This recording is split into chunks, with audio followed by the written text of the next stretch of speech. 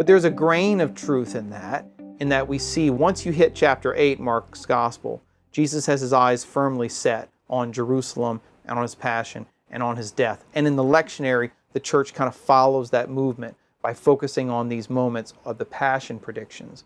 And so in accompanying that, the church gives us Psalm 54, which is attributed to David. And it's actually set in the heading of the psalm. It says, a maskil of David, when the Ziphites went and told Saul, David is hiding among us. So this is a psalm that's actually set when David, the anointed one, the Messiah, the king, was being pursued. He was being persecuted by King Saul.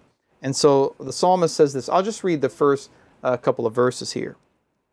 Save me, O God, by thy name. Vindicate me by thy might. Hear my prayer, O God, and give ear to the words of my mouth. For insolent men have risen against me.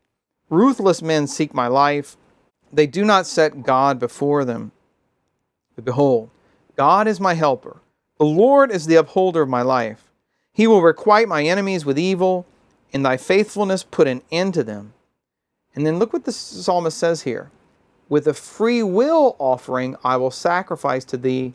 I will give thanks to thy name, O Lord, for it is good. So, what's going on here? It's fascinating. In the context of the psalm, David is being persecuted, right, unto death. But his response to the persecution is twofold. It's not just that he trusts God.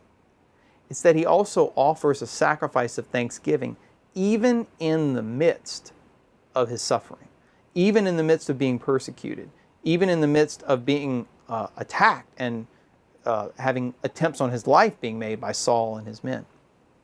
So what that shows us is a kind of prefiguration of Christ, that when Christ is on the cusp of his passion and death, in Mark chapter 14, the night of the Last Supper, what is he going to do? He's going to institute the Eucharist. And what does Eucharist mean in Greek? Thanksgiving. So I don't know about you, but if I was about to be betrayed, falsely accused, whipped, scourged, put to death on a cross, my first reaction, my natural reaction is not going to be to give thanks.